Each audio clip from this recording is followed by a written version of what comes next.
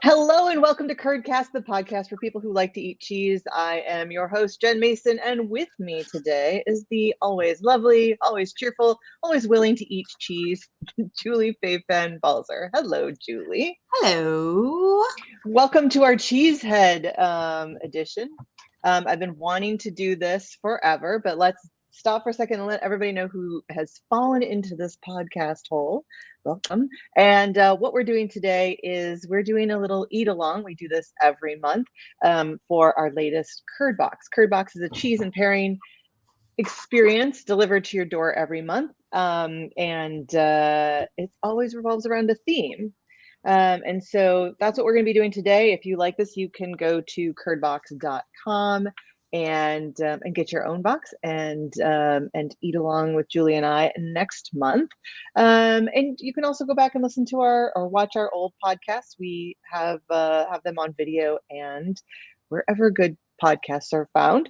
So today's theme is Cheesehead, which for those of you who don't know, is a nod to Wisconsin. So Wisconsin, I think, I should have checked this before, they proudly call themselves Cheeseheads. It is the center of all great cheese things here in the US. There are other centers of great cheese making as well, but Wisconsin is really sort of known for it because it's got the right climate. I thought the Green Bay Packers were cheeseheads. Because they are in Cheeseland. So they are. So Wisconsin has some really supportive rules and programming and regulations for cheesemakers. There's like a whole apprenticeship program. You can have the serious cheesemaker expertise qualifications. The colleges have programs there that are fantastic, wonderful. If you're going to study cheese at some point, you're going to be in Wisconsin. And what I like about it is because I came from the Midwest. I was born and raised in Michigan, next door, knock, knock, knock, next door to Wisconsin. I have been to Wisconsin. I have vacationed. I had a whole vacation in Wisconsin when I was young. I have been to Wisconsin. I'm a liar. I just realized it because I'm stupid about geography, and I just realized that Milwaukee's in Wisconsin. It is. There you go. You got it now. Excellent. We're good.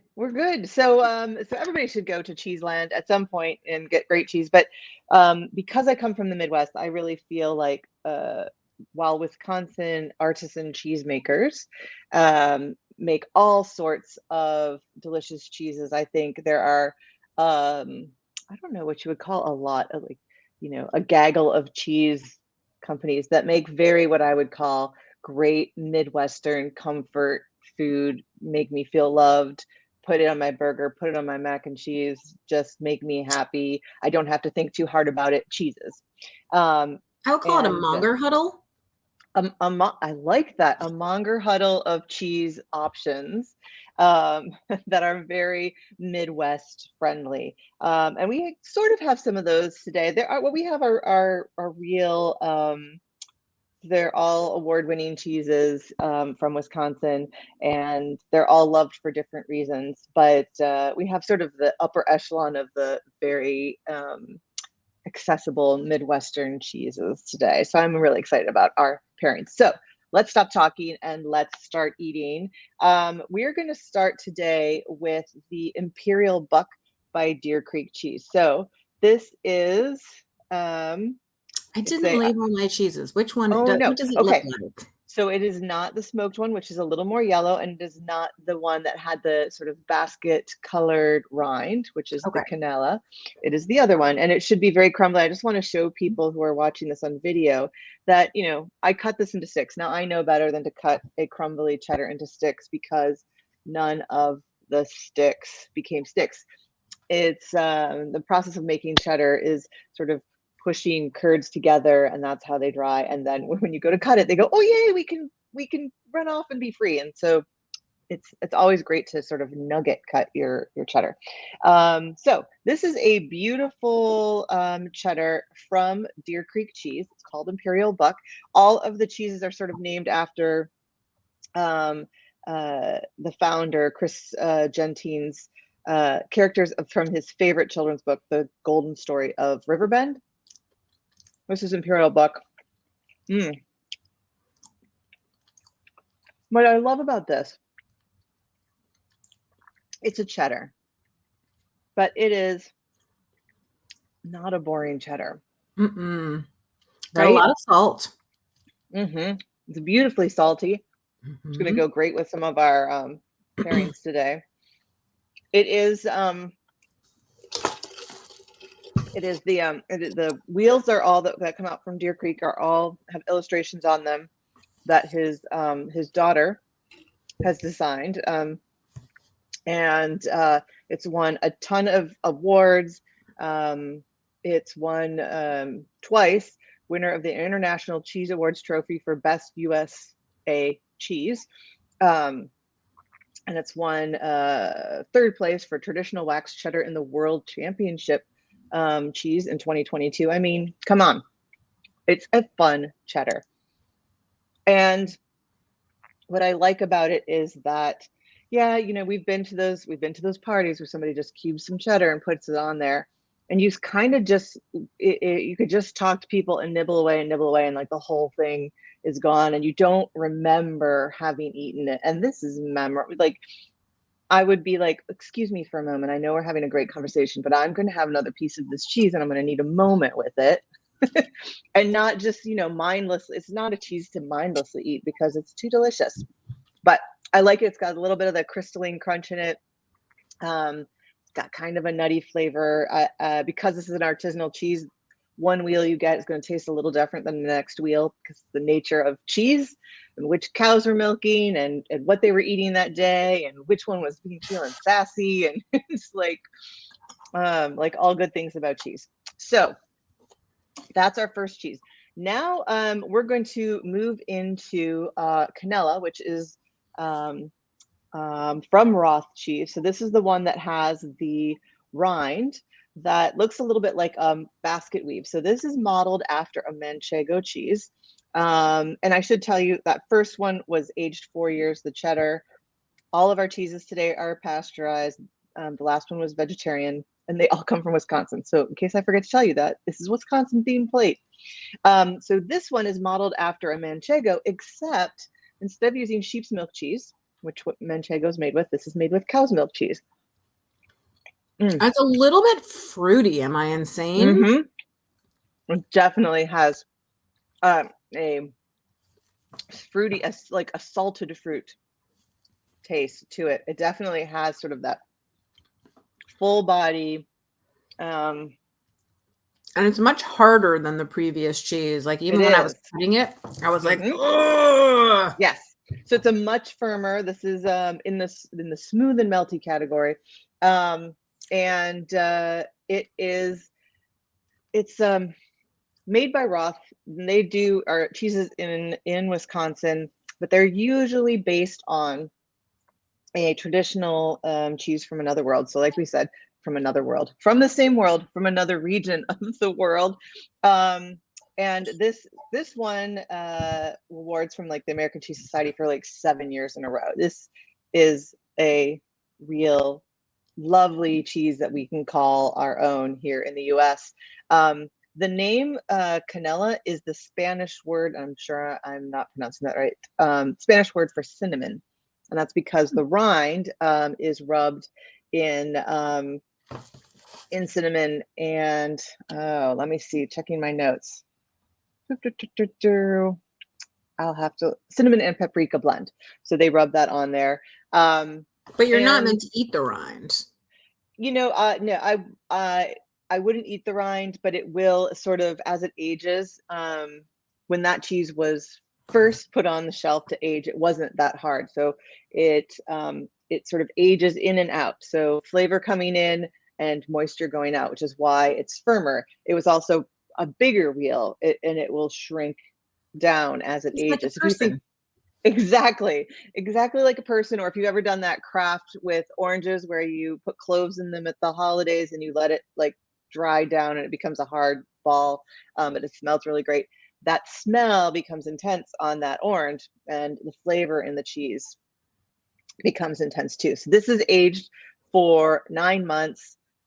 It's a great example. And, I can't tell you how many people come into our store. For those of you who don't know, we also have a store called Curds & Co., separate business, but also a store that is in the Boston area. And those people who are like, okay, I want to go to the cheese store. I don't know if I'm a cheese store kind of person. Everybody's a cheese store kind of person, but they're not sure how this works. They've only been to like the grocery store. They come into our store and they're like, do you have Manchego? Because I know that, and that's like a fancy name for cheese. And we know, like, it's great when you come in and ask, because my mongers will usually know exactly how to walk you through and guide you and make you feel safe and help you try everything from the cheese shape. But Manchego is usually that cheese that people come in and say, like, that's the only thing I know to ask for, because you've had it at some point here or there. So it's a great cheese. So if you're nervous, go into any cheese store and start with asking for Manchego, and then say, okay, now what else should I try?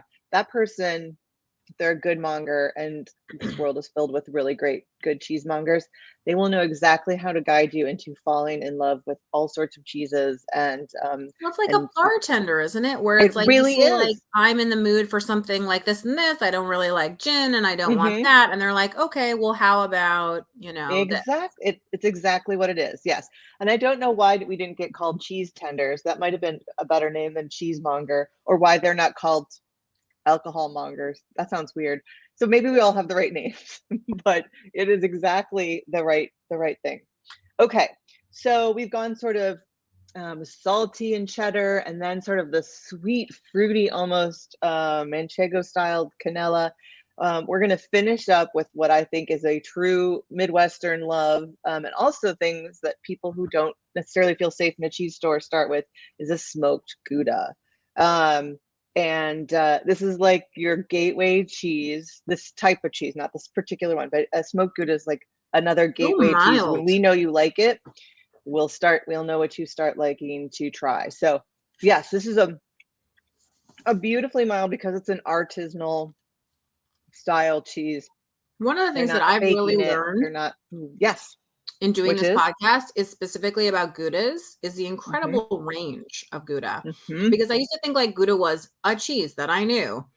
This is like so soft and flexible and like mild, and like, then I've had Goudas I know in this box that have been like crumbly and full of crystals and like really caramely flavors and like, so it's like, wow, you just don't know. It's so different. There are so many. So this is a super young one. This is coming from Maple Leaf Cheese. It's their naturally smoked Gouda. So there's no like weird, fake smoke flavor put into it. It's only 1 to 2 months old. So this gets made, smoked, and then sold. So it's super light. It is, I think if you put this on a burger, and didn't tell anybody it was necessarily smoked, they would just be like, wow, this burger is really good, because the burger kind of gets that smoky taste anyways. And this would just really enhance it. And it's subtle, but it adds that, like, if you didn't know what you were eating, you'd be like, wow, there's a little something there that makes this interesting. And it's the smoke. So it doesn't have, sometimes like they have like a fake smoke taste or something that's not like, and there's something weird about it, but this doesn't have that. It does not. And these guys, the Maple Leaf Cheese Company is a co-op, and it was established back in 1910. And it's still going strong, and just makes a beautiful cheese. These are like 12-pound wheels. They come in, and it's a good example of what a smoked cheese can be. There are people out there who don't like smoked cheese. And what I usually tell them is, I'm really sorry you've had bad smoked cheese, because the right smoked cheese, sometimes you can have one, you're like, does somebody put bacon in this cheese? This cheese tastes like it just adds that extra flavor. When you get a poor smoked cheese, you're right. It tastes like you're eating something unreal, not real. Yeah, it's like when people put like rose oil or lemon oil into something, it never tastes as good as when you actually like take lemons and grind them up. And exactly. So I think it's time to add some pairings to this. we have, we don't always put crackers in our boxes, but I like this one because this Potter's Crackers is actually made made by the Potter family, and this is an Applewood smoke, so it adds something to it. I thought this is going to play really nice off of our already smoked cheese, but with the other one, with the canela and its cinnamon, and the paprika has got kind of a smoky flavor to it that super subtle. You're not even going to know really you're eating this as you go along. But these are the weird things that I'm thinking when we're putting together our box. I love like their. It kind of comes with a serving dish. It really does. You can just dump the crackers in and be like, "Hey guys, crackers." Exactly. So this is an Applewood smoked cracker. I would literally eat these by themselves. They're just, they're not sweet like a cookie at all, but they're substantial. And the smoke is not weird, which is, as we were just talking, is good.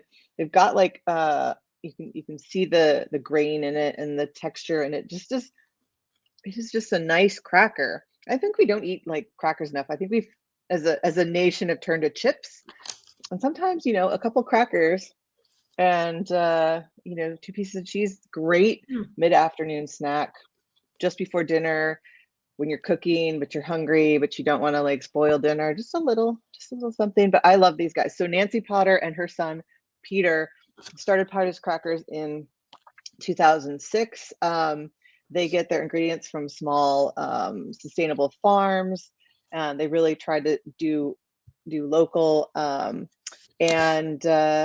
yeah, I think it's interesting that they tell you on the packaging that it should be paired with an assertive aged cheddar, Gouda, or charcuterie.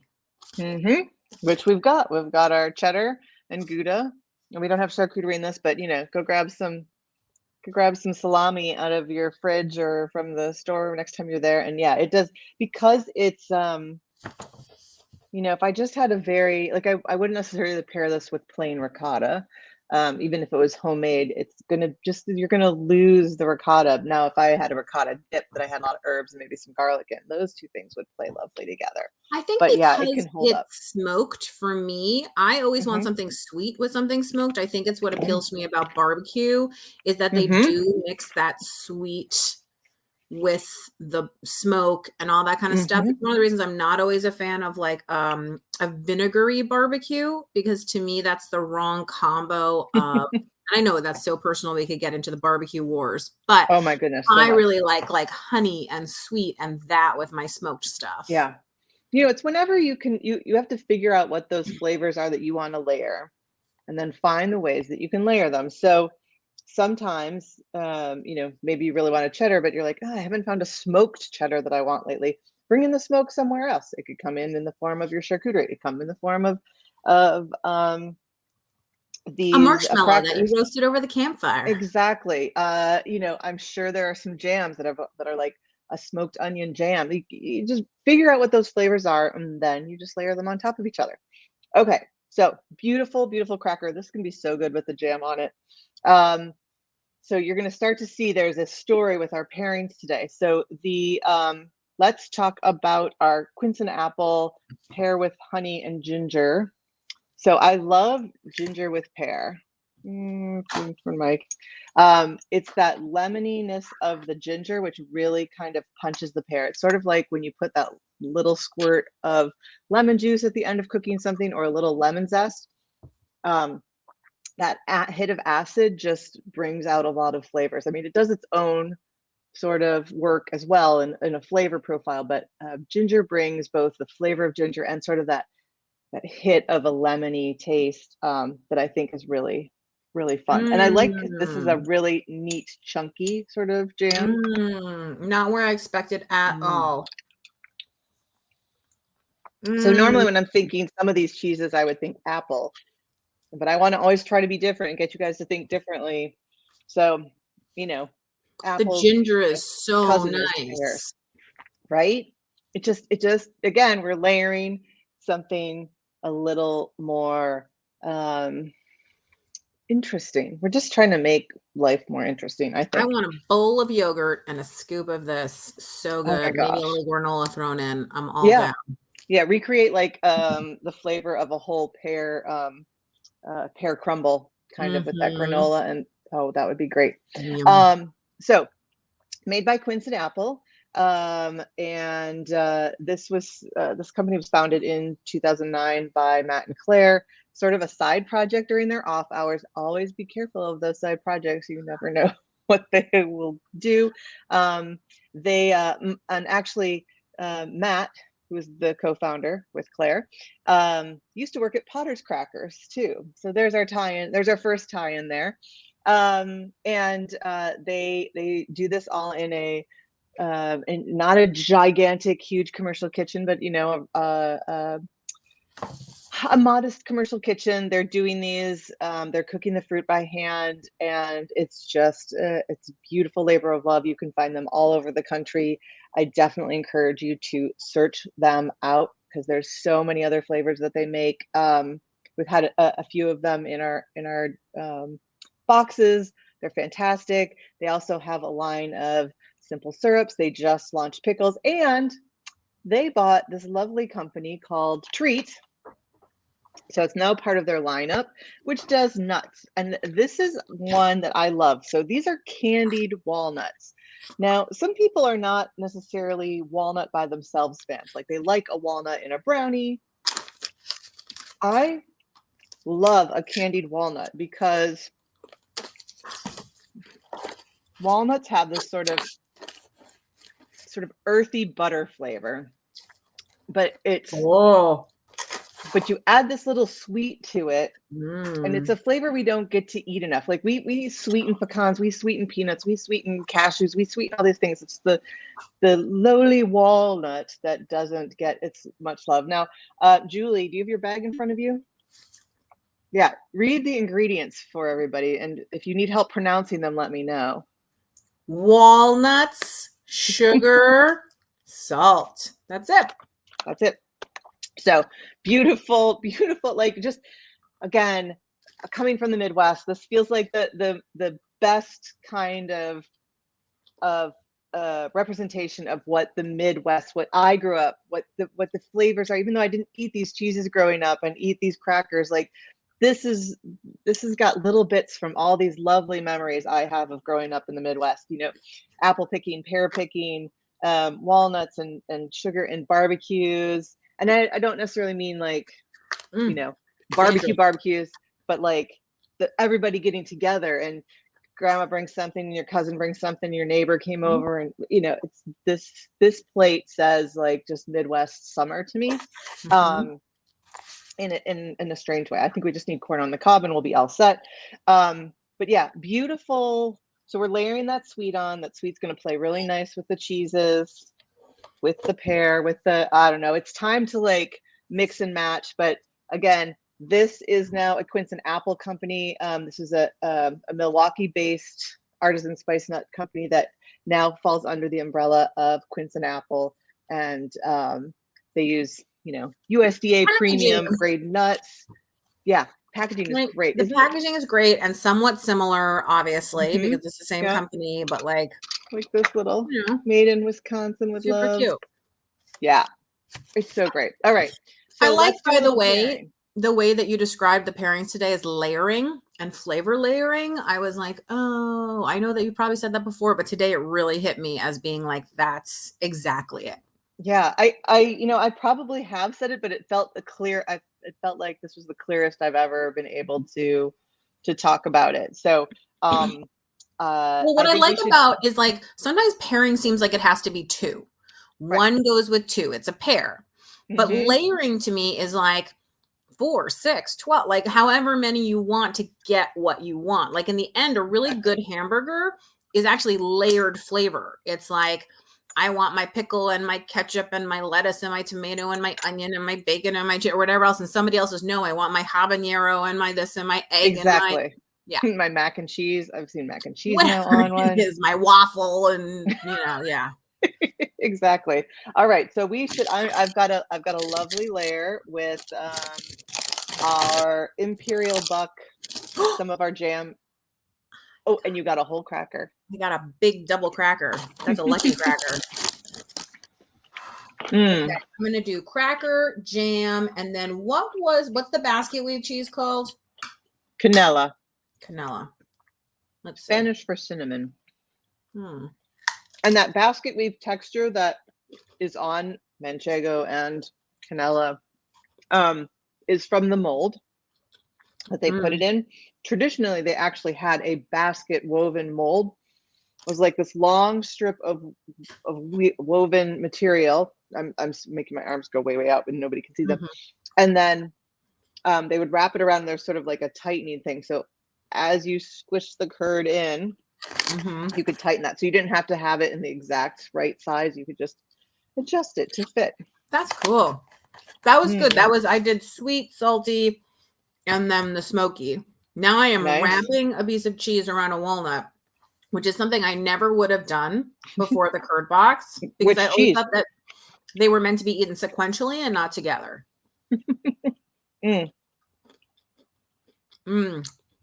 That's nice. The mild flavor of the Gouda basically like just adds kind of a full umami flavor. Yeah. Almost really like does. A dollop of cream. I have some of the canela and just the walnut. To me, I'm thinking sweet and salty. Oh my goodness. I didn't have to chew that bite. The salt from the cheese sort of hit that walnut. Nice. People, you don't actually have to eat all of these things at the same time like Julia and I are doing. We like to experiment. But the idea is that, again, you've set up a cheese plate, you and your significant other, you and your family, you and your girlfriend, your boyfriend, your neighbor you're trying to talk into cutting your grass for you, whatever, are sitting and enjoying this. You have a glass of whatever it is you like to drink. I'm just having some water today to not interfere with the tasting. And you can just eat. You don't ever.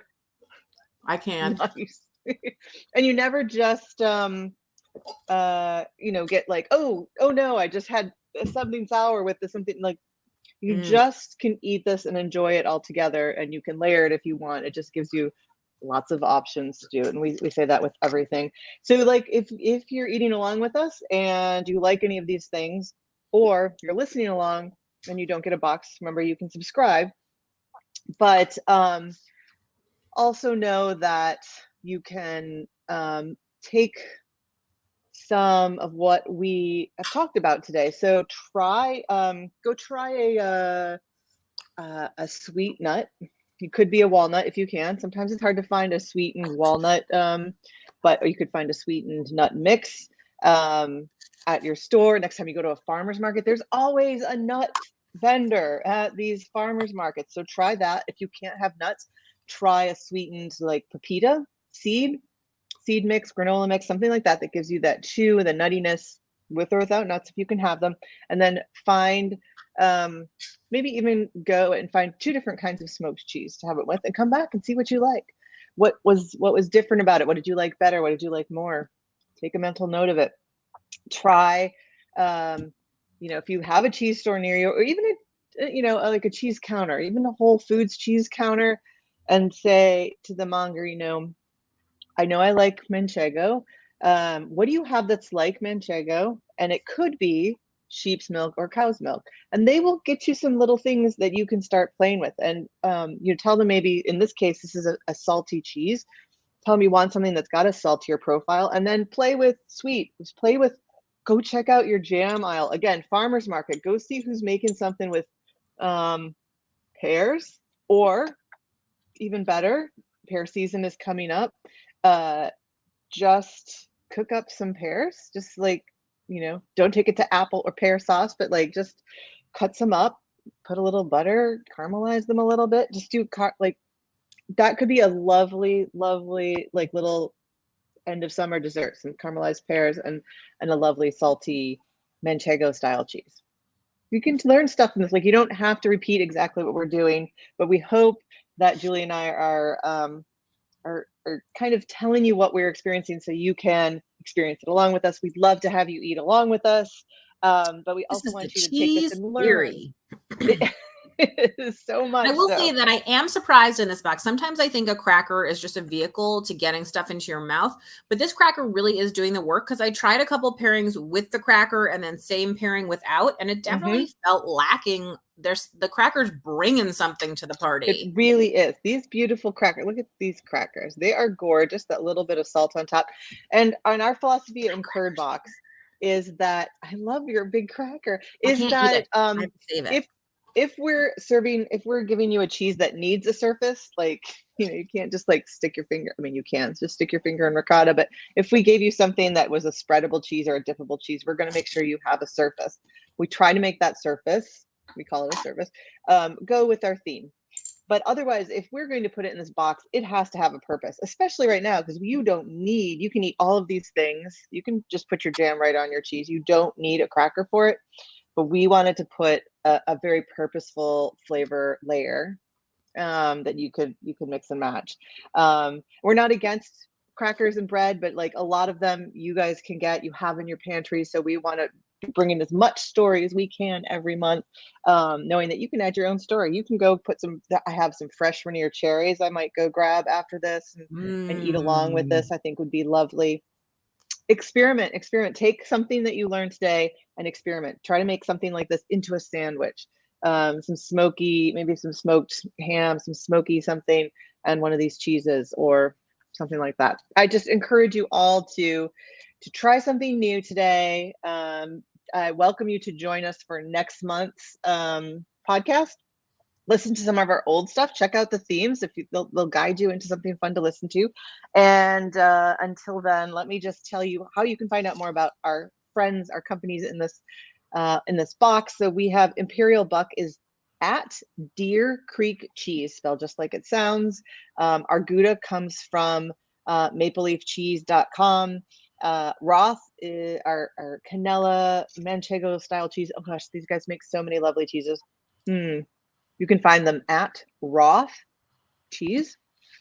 And then at Quince Apple for our nuts, our treat nuts that were a treat. Oh my goodness, I keep having trouble finding the camera. And our Quince Apple jam. And then we can go to at Potter's Crackers for more about the crackers and see the other flavors they have. They have like so many just wonderful, delicious crackers. You can follow Julie at What Julie Ate, and you can follow us at Curdbox, and you can get your Curdbox at curdbox.com. I thank you so much for being with me again, Julie, and for eating through a box, and for having a big cracker, and for enjoying our layers talk. Until then, until next month, we'll catch you all later. Go enjoy some cheese. Bye-bye, everybody.